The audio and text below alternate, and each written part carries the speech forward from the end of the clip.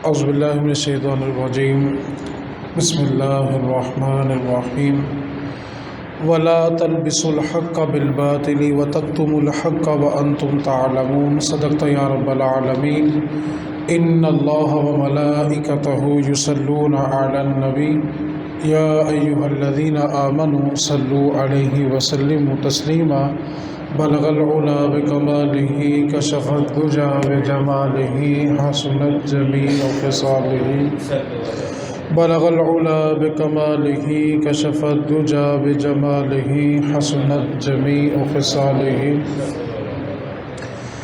اللہ رب العزت نے قرآن مجید میں ارشاد فرمایا وَلَا تَلْبِسُوا الْحَقَّ بِالْبَاطِلِ،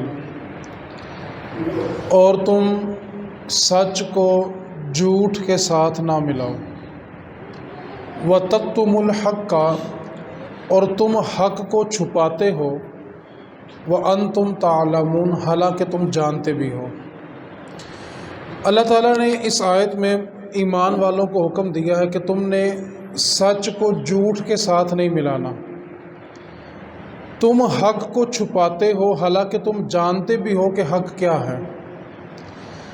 ہمارے ہاں بہت سارے مقامات ایسے آتے ہیں کہ ہم حق جاننے کے باوجود اس پر پردہ ڈال دیتے ہیں اپنے ذاتی مفادات کے لیے، اپنی ذاتیات کے لیے۔ یہ آیت مقدسہ نازل ہوئی نبی پاک صلی اللہ علیہ وسلم کی آمد سے پہلے۔ جو اہل یہود تھے وہ تورات میں اور انجیل میں نبی پاک صلی اللہ علیہ وسلم کی صفات کو پڑھا کرتے تھے، اور پڑھ کر دوسروں کو بتلایا کرتے تھے کہ جو آخری نبی الزماں کا ظہور ہوگا ان کا رنگ کیسا ہوگا، ان کا حسن کیسا ہوگا، ان کی تعلیمات کیسی ہوں گی، ان کے کمالات کیا ہوں گے۔ اہل یہود انجیل اور تورات میں ان باتوں کو پڑھ کے دوسروں کو سنایا کرتے تھے، لیکن جب نبی پاک صلی اللہ علیہ وسلم نے اعلان نبوت فرما دیا کہ میں اللہ کا آخری نبی بن کر آیا ہوں، تو اہل یہود نے نبی پاک صلی اللہ علیہ وسلم کی مخالفت کرنا شروع کر دی۔ یہ چند باتوں کو مان لیتے تھے اور چند باتوں کا انکار کر دیتے تھے۔ تو اللہ رب العزت نے فرمایا کہ وَلَا تَلْبِسُوا الْحَقَّ بِالْبَاطِلِ، تم حق کو باطل کے ساتھ نہ ملاؤ، وَتَكْتُمُوا الْحَقَّ، اور تم حق کو چھپاتے ہو، یعنی تم تورات اور انجیل میں پڑھ چکے ہو کہ نبی پاک صلی اللہ علیہ وسلم اپنی بات میں سچے ہیں، تم جانتے ہو، اس کے باوجود تم حق چھپا رہے ہو، اور ایسا کرنے سے تم اپنی آخرت کو تباہ کر رہے ہو۔ نبی پاک صلی اللہ علیہ وسلم کی ایک حدیث پاک ہے جس کے اوپر آج ہم نے تبصرہ کرنا ہے۔ نبی پاک صلی اللہ علیہ وسلم نے فرمایا کہ قیامت والے دن کچھ لوگ ایسے ہوں گے کہ ان کے منہ کے اندر اللہ تعالیٰ آگ کی لگامیں ڈالے گا، اور لگامیں اتنی سخت ہوں گی کہ ان کے منہ کے اندر آگ بھڑکے گی۔ صحابہ نے عرض کی آقا یہ کون لوگ ہوں گے جن کے منہ کے اندر اللہ آگ کی لگامیں ڈالے گا؟ تو نبی پاک صلی اللہ علیہ وسلم نے فرمایا کہ یہ وہ لوگ ہوں گے جو دنیا میں رہتے ہوئے حق کو چھپایا کرتے تھے۔ ان کو موقع دیا گیا کہ یہ حق بیان کریں، ان کو موقع دیا گیا کہ یہ سچائی کو بیان کریں، لیکن موقع ہونے کے باوجود انہوں نے سچائی کو بیان نہیں کیا۔ تو خالق عز و جل نے ہمیں ایک ضابطہ دے دیا کہ تم نے حق کو باطل کے ساتھ نہیں ملانا۔ ہم سب جانتے ہیں کہ نماز حق ہے، روزہ حق ہے، اچھا اخلاق ہمارے لیے یہ حق ہے، اور ہم سب جانتے ہیں کہ شادی بیاہ پہ جو غیر شرعی رسومات ہوتی ہیں یہ ناحق ہے، یہ باطل ہے، لیکن ہم باطل جانتے ہوئے بھی اس کے خلاف کھڑے ہونے کے لیے تیار نہیں ہیں۔ ہم جانتے ہیں کہ ہم غلط کر رہے ہیں، اس کے باوجود ہم اس کے خلاف کھڑے ہونے کے لیے تیار نہیں ہیں۔ جناب صدیق اکبر رضی اللہ تعالی عنہ اور ابو جہل، ان دونوں نے نبی پاک صلی اللہ علیہ وسلم کے ساتھ وقت گزارا ہے اعلان نبوت سے پہلے۔ اعلان نبوت سے پہلے ابو جہل جو تھا نبی پاک صلی اللہ علیہ وسلم کے ساتھ بڑا دوستانہ ماحول تھا، جناب صدیق اکبر کا بھی دوستانہ ماحول تھا، لیکن جب حق کے ساتھ کھڑا ہونے کا موقع آیا تو صرف اور صرف ابو بکر صدیق کھڑے ہوئے، اور ابو جہل نے حق کا ساتھ نہیں دیا۔ ابو جہل نے جناب صدیق سے یہاں تک بھی کہا تھا کہ تو مکے کا سردار بھی ہے، مالدار بھی ہے، اگر تو اس شخص کے ساتھ مل جائے گا تیری سرداری چلی جائے گی، تیرا مال چلا جائے گا، تجھے اذیت ملے گی۔ تو جناب صدیق اکبر رضی اللہ تعالیٰ عنہ نے سب کچھ سنا، لیکن اس کے باوجود حق کا ساتھ دیا، اور حق کا ساتھ کس انداز میں دیا کہ جناب صدیق اکبر نے نبی پاک صلی اللہ علیہ وسلم اور دین کی خاطر مار بھی کھائی، اور اتنی مار کھائی کہ کفار آپ کو مردہ سمجھ کے چھوڑ کے چلے گئے۔ معراج کی رات ہے، سب نے آپ کا انکار کیا، لیکن جناب صدیق اس دن بھی، اس رات بھی حق کے ساتھ کھڑے تھے۔ بدر ہو، احد ہو، حنین ہو، جناب صدیق حق کے ساتھ کھڑے ہیں، اور جب جان بھی دی ہے تو حق کے ساتھ دی ہے۔ اور جانتے ہیں صلہ کیا ملا ہے؟ آج بھی گنبد خضرا کی طرف نظر اٹھا کے دیکھیں، ساری زندگی اگر جناب صدیق نے سچ کا ساتھ دیا ہے نا، تو آج بھی گنبد خضرا کے نیچے ان پہ صلاۃ و سلام پڑھا جا رہا ہے، آج بھی ان کی ذات پہ نبی پاک صلی اللہ علیہ وسلم کے ساتھ سلام پیش کیا جا رہا ہے۔ تو اللہ رب العزت نے فرمایا وَلَا تَلْبِسُوا الْحَقَّ بِالْبَاطِلِ، تم نے حق کو باطل کے ساتھ نہیں ملانا۔ سچ جو ہوتا ہے وہ اپنے آپ کو منوا کے رہتا ہے۔ وہی مکہ ہے کہ نبی پاک صلی اللہ علیہ وسلم ایک دن خانہ کعبہ کے صحن میں تشریف لائے اور کعبے کی چابی مانگی، تو بندے نے چابی دینے سے انکار کر دیا اور بہت برا بھلا کہا۔ نبی پاک صلی اللہ علیہ وسلم نے اس کو جواباً کچھ نہیں کہا، لیکن جب فتح مکہ ہوا، اختیار سارے حضور کے پاس تھے، نبی پاک نے چابی منگوائی، کعبے کا دروازہ کھولا، اس کے اندر نماز کو ادا کیا۔ اب سب اس انتظار میں تھے کہ آج چابی کس کو ملتی ہے، لیکن نبی پاک صلی اللہ علیہ وسلم نے اس دن انتقام نہیں لیا، حالانکہ مکے والوں نے اتنی اذیت دی تھی کہ حضور ہجرت کرنے پہ مجبور تھے۔ مکہ کو خیر بات کہنا پڑا۔ مکہ کو رخصت کرتے وقت جب حضور نے آخری دفعہ کعبے کو دیکھا تھا تو حضور کی آنکھوں سے آنسو جاری تھے، اور فرمایا تھا حضور نے، اے کعبہ میں تجھے کبھی نہ چھوڑتا اگر تیرے رہنے والے مجھے اتنی اذیت نہ دیتے، لیکن حضور نے چابی واپس اسی خاندان کو کر دی جن کے پاس پہلے موجود تھی۔ سچ جو ہوتا ہے وہ اپنے آپ کو منوا کے رہتا ہے، اپنے نہ بھی مانے تو غیر مان جاتے ہیں، اپنی برادری نہ بھی ساتھ دے تو غیر ساتھ دیتے ہیں۔ لیکن ہماری صورتحال یہ ہے کہ اگر کسی محلے دار کے ساتھ کوئی پریشانی ہو جائے تو ہم اس کے ساتھ تھانے، کچہری، عدالت، ہر جگہ جانے کے لیے تیار ہوتے ہیں۔ ہم کہتے ہیں کہ ہمارا ایک پڑوسی ہونے کا حق بنتا ہے، لیکن اگر وہی مسئلہ مسجد کا ہو اور آپ کے پڑوس میں مسجد بھی ہو تو اس وقت ہمارا جواب یہ ہوتا ہے، یار یہ مولویوں کا مسئلہ ہے، یہ ہمارا مسئلہ نہیں ہے۔ تو اللہ تعالیٰ فرما رہا ہے کہ حق کو باطل کے ساتھ نہ ملاؤ۔ حدیث پاک یاد رکھیں، وہ لوگ جن کو دنیا میں حق کہنے کا موقع ملا اور انہوں نے حق نہیں کہا، سچ نہیں کہا، تو قیامت والے دن ان کے منہ میں آگ کی لگامیں ڈالی جائیں گی۔ زندگی میں جب بھی موقع ملے حق کے ساتھ چلیں۔ نبی پاک صلی اللہ علیہ وسلم نے جو پہلی ہجرت کرنے کا حکم دیا تھا وہ حبشہ کی طرف ہوئی تھی۔ نبی پاک صلی اللہ علیہ وسلم نے 15 لوگ تھے جو پہلا قافلہ ہجرت کر کے حبشہ کی طرف گیا تھا۔ اس قافلے کے اندر حضرت جعفر طیار تھے، حضرت عثمان غنی تھے، اور حضرت عبد الرحمن بن عوف۔ یہ 3 بڑے شخصیات تھی اور ان کے ساتھ کل 15 افراد تھے، جس میں 11 مرد تھے اور 4 خواتین تھے۔ نبی پاک صلی اللہ علیہ وسلم نے ان کو حکم دیا کہ آپ ایسا کرو کہ حبشہ کی طرف ہجرت کر جاؤ، مکے کے لوگ بڑی اذیت دے رہے ہیں، حبشہ میں چلے جاؤ، وہاں نجاشی بادشاہ ہے، مذہب اس کا عیسائیت ہے، لیکن وہ دل کا بڑا نرم ہے۔ تم حبشہ کی طرف چلے جاؤ، وہاں پہ جا کر عبادت کرو، تبلیغ کا کام کرو اور لوگوں کو اسلام کی دعوت دو۔ اب یہ 15 افراد پر جو قافلہ مشتمل تھا یہ حبشہ کی طرف روانہ ہوا۔ حبشہ میں جا کے قیام کیا، اپنی عبادت میں مشغول ہو گئے، اپنے معاملات میں مشغول ہو گئے۔ قریش مکہ کو یہ بات ہضم نہیں ہوئی کہ ہم نے ان کو یہاں پہ ستایا تو انہوں نے حبشہ جا کے اپنا ڈیرا لگا لیا۔ قریش مکہ نے چند بندوں کو تیار کیا، تحائف دیے اور نجاشی بادشاہ کی طرف، حبشہ کی طرف بھیجا کہ جا کے نجاشی بادشاہ کو مجبور کیا جائے کہ وہ ان کو اپنے ملک سے نکال دیں۔ اب یہ قریش مکہ کے جو کفار تھے یہ تحائف لے کے وہاں پہنچے، انہوں نے وزیروں کو تحائف دیے، کیونکہ آج بھی یہی ضابطہ چل رہا ہے کہ اگر بڑے کو خریدنا تو چھوٹے کو پیسے لگا دو، وہ چھوٹا بڑے کو خود ہی منا لیتا ہے۔ آج بھی وہ لوگوں نے ایک ضابطہ بنایا ہوا ہے کہ افسر ملے نہ ملے پی این کے ساتھ بنا کے رکھنی چاہیے۔ تو یہ ضابطہ پرانے وقتوں سے چلتا ہی آ رہا ہے۔ وہ قریش مکہ نے تحائف جا کے وزیروں کو دیے، اور ایک تحفہ جو تھا وہ بادشاہ نجاشی کو بھی دیا، اس کے اوپر سونے کا پانی پھیرا ہوا تھا۔ نجاشی بادشاہ نے ان کو خوش آمدید کہا اور کہا کیسے آنا ہوا۔ الفاظ بڑے توجہ طلب ہیں کہ مسلمان وہ ہوتا ہے جو ہر جگہ حق کے ساتھ کھڑا ہو۔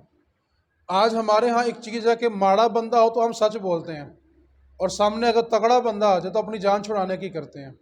یہ مومن کی شان نہیں ہے۔ مومن وہ ہوتا ہے جو سامنے کمزور دیکھے یا طاقتور دیکھے بات سچ کی کرے۔ مومن کی یہ شان ہے۔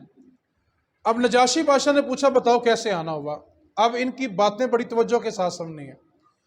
انہوں نے کہا کہ کچھ لوگ تمہارے ملک میں آ کے رہتے ہیں جو مکے سے آئے ہوئے ہیں، وہ ہمارے سارے خداؤں کو جھوٹا کہتے ہیں، اپنا نیا دین لے کے آئے ہیں اور ایک خدا کی عبادت کرتے ہیں، اپنے آباء و اجداد کے دین کو مانتے نہیں ہیں، اس کو جھوٹا دین کہتے ہیں اور اپنے ایک خدا کی عبادت کرتے ہیں، تو لہذا تم ان کو اپنے شہر سے نکال دو۔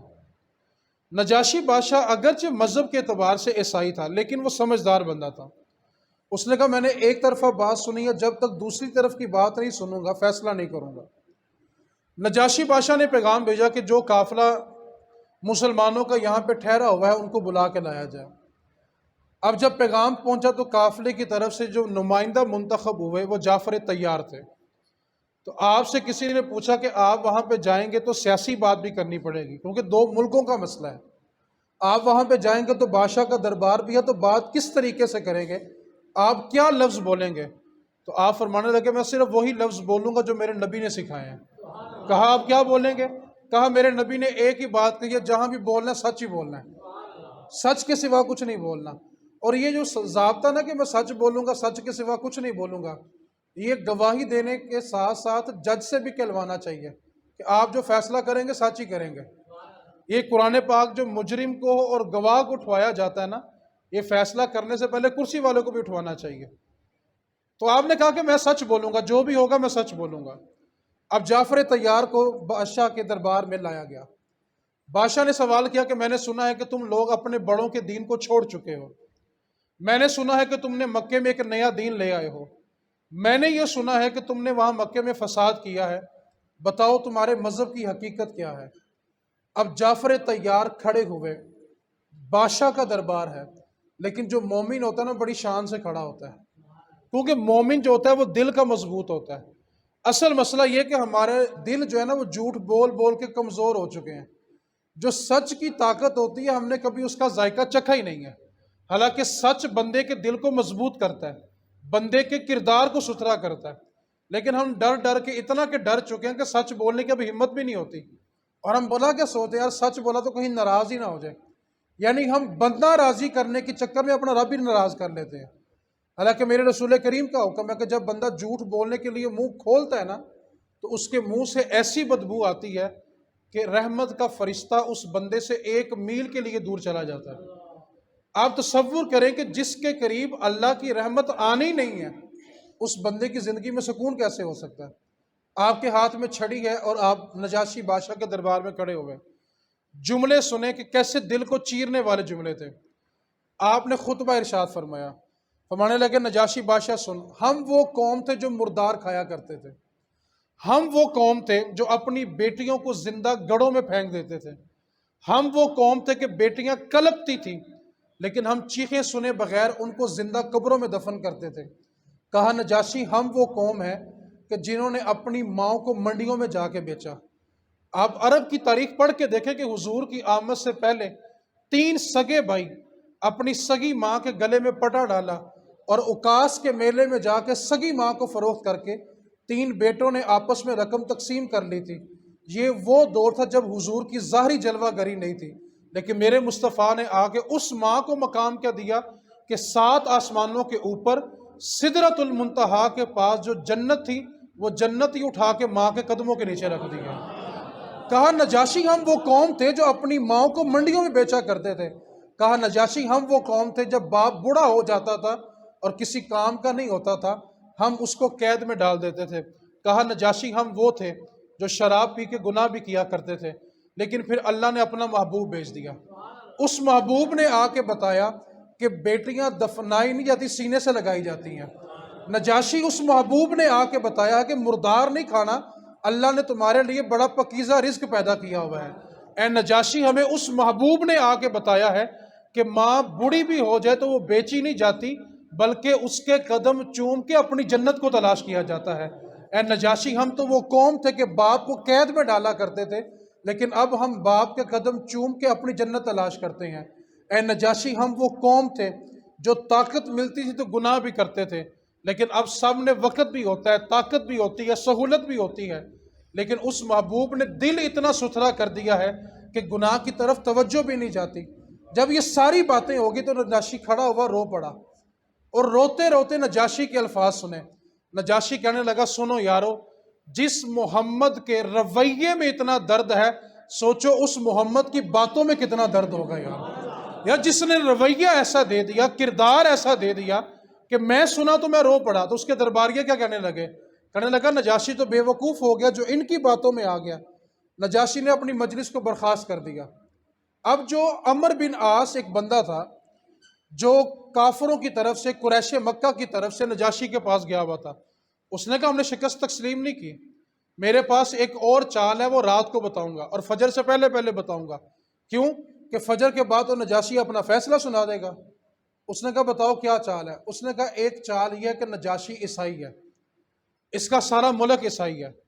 اب ہم نے مسلمانوں سے یہ پوچھنا کہ بتاؤ عیسیٰ علیہ السلام کے بارے تمہارا کیا عقیدہ ہے، کیونکہ عیسائی عیسیٰ کو اللہ کا بیٹا مانتے ہیں، اور ہم یہ عقیدہ رکھتے ہیں کہ وہ اللہ کے بندے ہیں، اللہ کے رسول ہیں اور پاک پیغمبر ہیں، بغیر باپ کے پیدا ہوئے ہیں اور سیدہ مریم کے گھر پیدا ہوئے ہیں، لیکن وہ اللہ کے پیغمبر ہیں، پاک پیغمبر ہیں.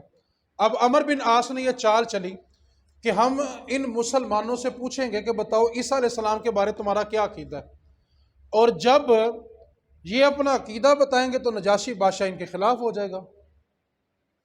اب اس نے کیا کیا کہ رات کے وقت جا کے بادشاہ کے دربار میں شور کر دیا کہ مسلمان جو ہیں وہ عیسائیوں کے جو نبی عیسیٰ ان کو نہیں مانتے. اب رات کے وقت ان کے نزدیک ان کے خدا کا مسئلہ تھا، کیونکہ عیسائی عیسیٰ علیہ السلام کو اپنے خداؤں میں تصور کرتے ہیں، ان کے نزدیک وہ ان کے مذہب اور ان کے خدا کا مسئلہ تھا. نجاشی نے فجر سے پہلے پہلے دوبارہ دربار لگوا لیا اور پھر جعفر طیار رضی اللہ تعالیٰ عنہ کو بلایا گیا اور سوال کیا گیا بتاؤ تمہارا عیسیٰ علیہ السلام کے بارے میں کیا عقیدہ ہے. اب یہ وہ موقع تھا کہ سچ بولیں تو جان بھی جا سکتی ہے. سامنے بادشاہ بھی عیسائی ہے، پوری سلطنت کا جو مذہب ہے وہ عیسائیت ہے، لیکن جعفر طیار پھر چھڑی کا سہارا لے کے کھڑے ہوئے اور جو پہلا جملہ بولا توجہ سے سننے والا ہے.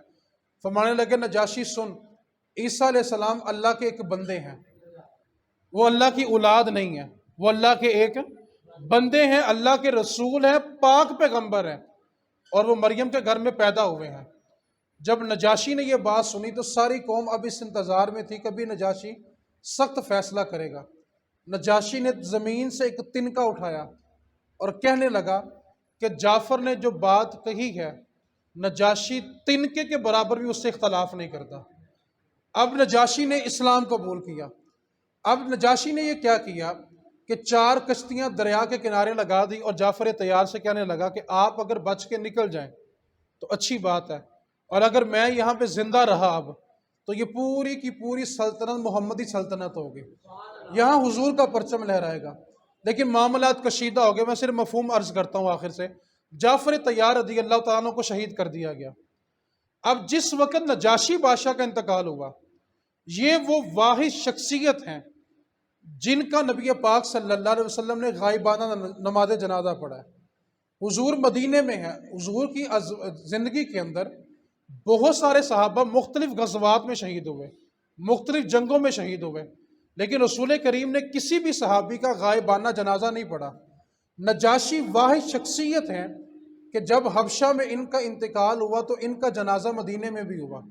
حضرت عمران بن حسین روایت کرتے ہیں کہ صحابہ کے سامنے تو میت نہیں تھی لیکن حضور کے سامنے میت موجود تھی. حضور نے نجاشی بادشاہ کی میت دیکھ کے جنازہ پڑھایا ہے. اب یہاں سے تصور کریں کہ بادشاہ کا دربار ہو اور بادشاہ کے دربار میں کھڑے ہو کے وقت کے بادشاہ کے سامنے حق بات کہنا. آج اگر میں اس بات کو تھوڑا آسان کرنا چاہوں، منبر پہ بیٹھ کے یہ کہنا کہ ہم یہ کر دیں گے وہ کر دیں گے، اور سیاست دان کے ڈیرے پہ جا کے موضوع بدل لینا، یہ مومن کی شان ہی نہیں ہے۔ میں منبر پہ کہوں کہ میں یہ کر لوں گا اور سیاست کا ڈیرا ہو اور میں وہاں پہ جا کے صرف فضیلتیں سناؤں، تو یہ مومن کی شان نہیں ہے۔ اللہ فرما رہا ہے وَلَا تَلْبِسُوا الْحَقَّ بِالْبَاطِلِ، تم نے حق کو باطل کے ساتھ نہیں ملانا۔ وَتَكْتُمُوا الْحَقَّ، تم حق کو چھپا رہے ہو، وَأَنْتُمْ تَعْلَمُونَ، اور تم جانتے ہو کہ تم کیا کر رہے ہو۔ حضرت عبداللہ بن زبیر رضی اللہ تعالیٰ عنہ، یہ وہ شخصیت ہیں، امام حسین کی شہادت کے بعد انہوں نے یزیدی فوج سے ٹکر لی ہے۔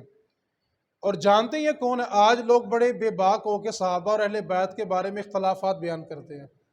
عبداللہ بن زبیر جو ہیں یہ جناب صدیق اکبر کے نواسے ہیں، انہوں نے یزیدی فوج سے جا کر ٹکر لی ہے۔ ان کی والدہ حضرت اسما جناب صدیق اکبر کی بڑی بیٹی ہیں، 90 سال کی عمر ہو گئی ہے اور آنکھوں سے بینائی چلی گئی ہے، آنکھوں میں نور نہیں رہا۔ عبداللہ بن زبیر نے جب حق کا پرچم اٹھایا تو کچھ لوگ شہید ہو گئے اور کچھ چھوڑ کے چلے گئے، اور یہ تنے تنہا رہ گئے۔ اب تنے تنہا بندہ ہو، سامنے لشکر بھی ہو، فوج بھی ہو، گھر آتے ہیں اپنی والدہ کے پاس، ماں کی تربیت دیکھیے گا۔ جناب عبداللہ بن زبیر نے آ کے سوال کیا کہ ماں کچھ ساتھی شہید ہو گئے ہیں اور کچھ چھوڑ کے چلے گئے ہیں، تنہا رہ گیا ہوں، بتاؤں میں کیا کروں، پیچھے ہٹ جاؤں یا مقابلہ کروں؟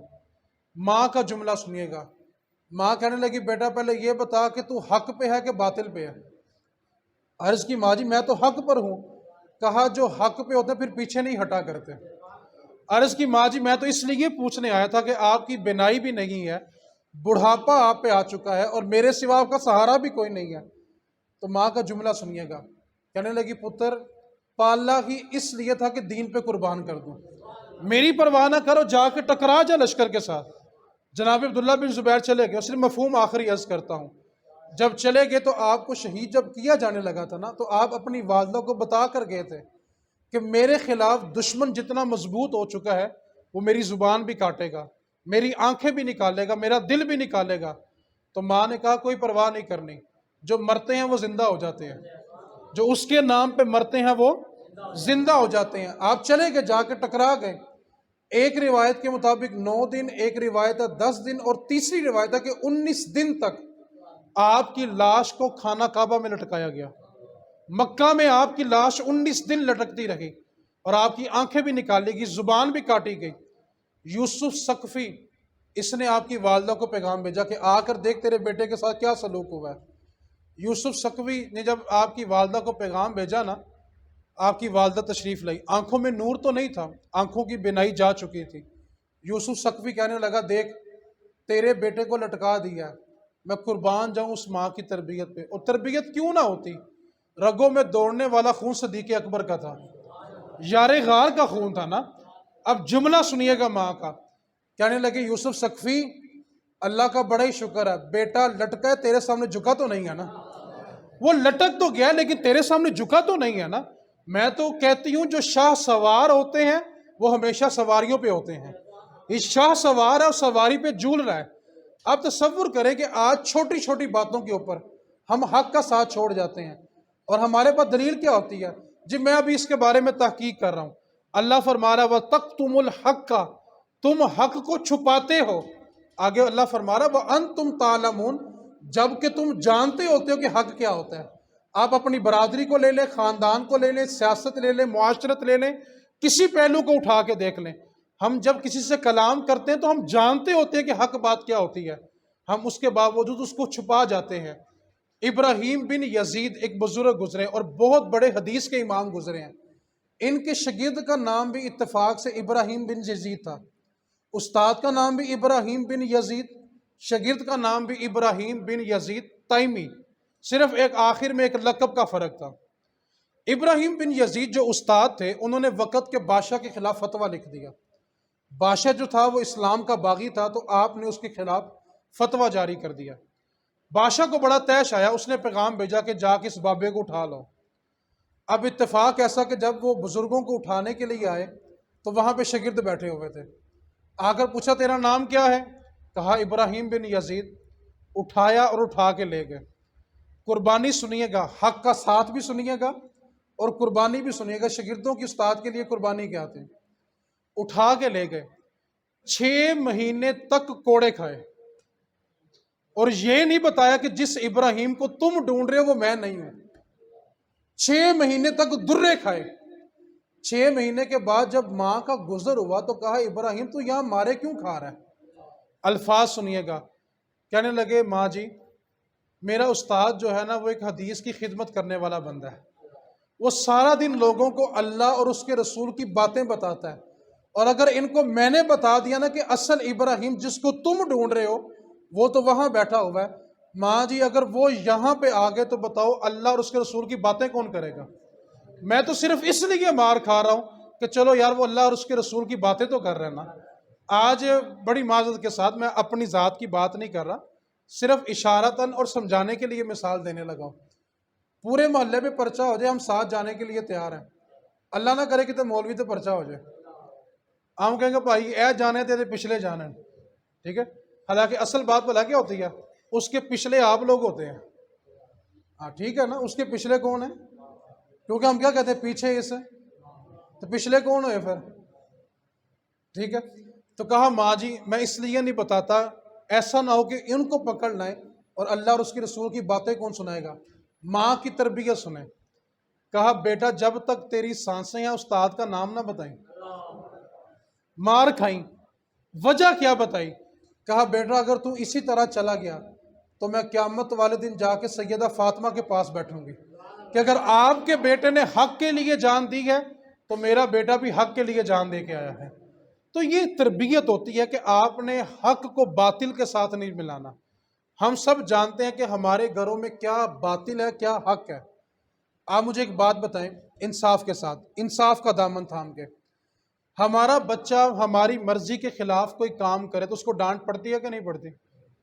کبھی کبھی ابا جی بہتے غصے میں ہو تو گالی گلوچ بھی، اور اگر غصہ اس سے 2 قدم آگے ہو تو ایک آدھی، بولو تو صحیح۔ میرا سوال ہے کبھی نماز کے لیے بچے پہ غصہ کیا؟ کیا ہم جانتے نہیں کہ یہ حق ہے اور ہم جو نہیں کر رہے یہ باطل ہے؟ کیا کوئی مرد گھر میں کبھی یہ سٹینڈ لیتا کہ آج کے بعد میری عورت پردے کے بغیر باہر نہیں جائے گی؟ کیا ہم جانتے نہیں کہ یہ باطل ہو رہا ہے ہمارے گھر میں؟ اللہ فرما رہا ہے وَتَكْتُمُ الْحَقَّ، تم حق کو چھپاتے ہو، وَأَنْتُمْ تَعْلَمُونَ، جبکہ تم جانتے بھی ہو کہ تم باطل کے ساتھ مل رہے ہو۔ ہم نے کتنی باتوں کے لیے گھروں میں سٹینڈ لیا۔ آج اگر کسی سے کہا جانا کہ یار حاجی صاحب آپ کے گھر میں بھی یہ ناچ گانا ہو رہا ہے تو بھلا کہتے ہیں کہتے ہیں یار مولوی صاحب وہ نا بچے جوان ہو گئے گھر دی بھی نار ڈال گئے تو گالی کو نہیں سنتا۔ اسی حاجی صاحب سے بچے کہے نا کہ گھر تقسیم کر لیے، پھر بچے اگے اگے تھے حاجی صاحب ڈانگ پیچھے پیچھے، پھر بچے بڑے نہیں ہوتے، پھر گھر والی ساتھ بھی نہیں ملتی، اس کے بعد بابا جی اس ٹائم غصے میں اس ٹائم کسی کی بات نہیں سنیں گے۔ تو میں آپ کو صرف جو گزارش کرنا چاہتا ہوں وہ اتنی سے ہے کہ آپ اپنی نسل کے لیے اپنی اولاد کے لیے صبح سے لے کے شام تک مشقت کرتے ہیں، مزدوری کرتے ہیں، اپنے مالک کی گالیاں بھی سن لیتے ہیں، اپنے دوست احباب کی باتیں بھی سنتے ہیں، لیکن کیا ہم نے کبھی اس اولاد کو جا کے کہا کہ تو 2 نمازیں بھی پڑھ لے یار؟ ایک بات کو یاد رکھیں، اگر ہم اپنی نسلوں کو مسلح نہیں نہ دے کے جائیں گے تو قبر کی تنہائیوں میں پتہ چلے گا کہ ہم نے کیا کمایا تھا اور کیا کھو دیا تھا۔ اس کی میں صرف ایک مثال دینا چاہتا ہوں جو میں اکثر جگہ پہ دیتا ہوں۔ بیٹا جب ماں یا باپ کو دفن کر کے گھر واپس آتا ہے نا تو اس کو سوچ بھلا کیا ہوتی ہے؟ صبح کلوں کا سامان لینے کے لیے جانا ہے۔ کاش آپ نے اور میں نے اپنی نسل کو یہ فکر دی ہوتی کہ جب تیرے ماں اور باپ قبر میں حساب دے رہے ہوں نا تو ان کے لیے بیٹھ کے قرآن پڑھ لینا۔ بچے کو یہ فکر ہوتا ہے کہ صبح کلوں کے چنے لینے جانا ہے، منڈی کے فروٹ لینے جانا ہے، دیگوں کا سامان لینے جانا ہے۔ ہم نے اس بچے کو یہ فکر کیوں نہیں دی کہ جب تیرا باپ قبر میں حساب میں پھنس جائے تو اس کے سرانے بیٹھ کے 2 رکوع قرآن کے پڑھ لینا۔ اگر ہم نے رسم و رواج چھڑا کے ان کو مصلی اور قرآن نہ دیا تو پھر ایک بات کو یاد رکھیں، جب ہم ترس رہے ہوں گے نا تب ہمارے پیچھے کوئی ہاتھ اٹھانے والا نہیں ہوگا۔ اپنی نسلوں کے لیے آپ سب کچھ برداشت کرتے ہیں۔ میں آپ سے آخری جو مثال پوچھنا چاہتا ہوں، توجہ سے میری طرف دیکھنا ہے، دیکھیں گے تو بات سمجھ آئے گی۔ اگر ایک برتن ہم چولہے کے اوپر رکھ دیں، ٹھیک 2 سے 3 منٹ کے بعد ہم اس برتن کو ہاتھ لگا سکتے ہیں؟ ہاتھ لگائیں گے تو ہاتھ کیا ہوگا؟ جل جائے گا۔ چلے اب آپ نے توجہ سے میری بات کو سمجھنا ہے۔ چولہا جل رہا ہو، اس کے اوپر کوئی چیز پک رہی ہو، اور آپ کا بچہ جو چلنے والا یا رینگنے والا ہو، اور وہ بچہ اس آگ کی طرف بڑھ رہا ہو، تو آپ کا دوڑنے کا انداز کیا ہوگا؟ رستے میں کسی چیز کی پرواہ کریں گے؟ ہاتھ میں کوئی قیمتی چیز بھی ہو تو اس کی پرواہ کریں گے؟ آپ کیا کہیں گے کہ میرے بچے کو آگ؟ آپ ہر چیز رستے کی کراس کر جائیں گے۔ گھٹنوں میں چلنے کی طاقت نہیں بھی نہ ہوگی، آپ چھلانگ لگانے سے گریز نہیں کریں گے۔ آپ کہیں گے نہیں، میرا خون ہے، میرے جسم کا ٹکڑا ہے، میرے جگر کا ٹکڑا ہے، وہ آگ کے قریب جا رہا ہے۔ یہ وہ آگ ہے جو مصنوعی ہے اور 2 منٹ جلی ہے۔ میرے نبی نے فرمایا جہنم کی آگ 3000 سال جلائی گئی ہے، اور جہنم اتنی بڑی ہے کہ اس کو 70,000 لگامیں ڈالی جائیں گی، اور ایک ایک لگام کھینچنے کے لیے 70,000 فرشتے لائے جائیں گے۔ 3000 سال اس کی آگ جلائی گئی ہے۔ یار آپ اور میں اتنے سمجھدار ہیں، 2 منٹ جو مصنوعی آگ جلے وہ اپنے بچے کے قریب نہیں آنے دیتے۔ آپ اور میں کیسے برداشت کریں گے کہ ہماری نسلیں ہمارے سامنے کٹ کٹ کے جہنم میں گرتی ہوں؟ کیا اس آگ سے بچانے کے لیے کبھی کچھ کیا؟ ہمارے پاس ہر بات کی دلیل ہے۔ ہم تبصرہ کرنے پہ آئیں تو ہم سے بڑا دینداری کوئی نہیں ہے، لیکن اگر ہمارے گھر والے ہی بے نمازی ہیں تو ہم نے اس دین کو باہر تو اپلائی کروا دیا، اپنے گھر میں کب کریں گے؟ تو ہم اپنے بچوں کو آگ میں جاتا ہوا دیکھ سکتے؟ بولے تو صحیح ہے۔ تو بچانا کس نے ہے؟ طریقہ میں بتا دوں، طریقہ بڑا آسان ہے، سادہ سا نسخہ ہے۔ آپ دیکھتے ہوں گے چھوٹے چھوٹے بچے ہیں، گھر میں کوئی نماز پڑھ رہا ہوں تو بچے چھوٹے چھوٹے بچے جا کے سجدہ کرتے ہیں، جائے نماز کے اوپر لیٹ جاتے ہیں، وہ نمازی کے آگے پیچھے گھوم رہے ہوتے ہیں۔ نسخہ سادہ سا یہ ہے، باپ فرض نماز جماعت سے پڑھے، باقی سنتیں اور نفل اپنے گھر جا کے پڑھے۔ جب آپ مصلی بچھائیں گے تو بیٹی اور بیٹا خود ہی آ جائے گا، بیوی خود ہی آ جائے گی، آپ کو پھر زبان سے نہیں کہنا پڑا۔ کیوں؟ ہم جو کہتے ہیں اولاد وہ نہیں کرتی، ہم جو کرتے ہیں نا اولاد وہ کرتی ہے۔ آپ نے ان کو بتانا ہے کہ آپ نے کیا کرنا ہے۔ اس واسطے جھوٹ کو سچ اور سچ کو جھوٹ ہے آپس میں ملانا، ہمیشہ سچ کے ساتھ کھڑے ہو۔ ابو سفیان کہتے جس وقت میں کیسر میں چلا گیا، ہرکل بادشاہ تھا، اس نے پوچھا بتاؤ جو تمہارے بھتیجے نے اعلان نبوت کیا تم اس کے بارے کیا کہتے ہو؟ اس وقت تک ابو سفیان نے کلمہ نہیں پڑھا تھا۔ کہا مجھ سے جتنی مخالفت ہو سکی میں نے ساری کی، جب سارے سوالوں کے جواب دے دیے اور میں نے دل کھول کے مخالفت کی، ہرکل بادشاہ نے آخری سوال پوچھا، کہنے لگا ابو سفیان یہ بتا جس نبی کی تم باتیں کرتے ہو بتاؤ اس نے کبھی زندگی میں جھوٹ بولا؟ ابو سفیان کہتے پہلے لمحے میرے دل میں خیال آیا کہ آج موقع ہے میں کہہ دوں کہ ہاں جھوٹ بولا ہے، لیکن میں کہنے لگا، سوچنے لگا کہ میں کہہ بھی دوں، اس بات کی گواہی تو پورا عرب دیتا ہے کہ وہ صادق بھی ہیں اور امین بھی ہیں، میری بات ماننی کس نے ہے؟ کہا میں نے بڑا غور و فکر کیا کہ میں کیا بولوں، لیکن جب ہرکل بادشاہ نے دوبارہ کہا مکے کے سردار بولتا کیوں نہیں، کیا اس بندے نے کبھی جھوٹ بولا ہے؟ ابو سفیان کہتے ہیں میری زبان سے بے ساختہ نکلا کہ باقی ساری باتوں میں میری بڑی مخالفت ہے، ہم نے ان کو اذیتیں بھی دی ہیں، بتیجا بھی لگتا ہے، لیکن ایک بات ہے زندگی میں اس نے کبھی جھوٹ نہیں بولا۔ تو ہرکل بادشاہ چل پڑا۔ ابو سفیان نے کہا کوئی فیصلہ سناتا جا، ہرکل بادشاہ کا جملہ سنے۔ اس نے کہا ابو سفیان سوچ تو صحیح، جس بندے نے کبھی بندوں کے بارے جھوٹ نہیں بولا وہ اپنے خدا کے بارے کیسے جھوٹ بولتا ہوگا؟ تو اللہ فرما رہا وَتَكْتُمُ الْحَقَّ، کا تم حق کو چھپاتے ہو، وَأَنْتُمْ تَعْلَمُونَ، حالانکہ تم جانتے ہو کہ تم زیادتی کر رہے ہو۔ اس واسطے ہمیشہ حق کا ساتھ دیں۔ جو رات قبر میں ہے وہ باہر، اور جو باہر ہے وہ قبر میں ہو سکتی، اپنی آخرت کو تباہ نہ کریں۔ اللہ تعالیٰ سے دعا ہے کہ اللہ تعالیٰ ہمیں نہ سمجھ کی توفیق عطا فرمائے۔ وَمَا عَلَيْنَا إِلَّا الْبَلَاغُ الْمُبِينُ۔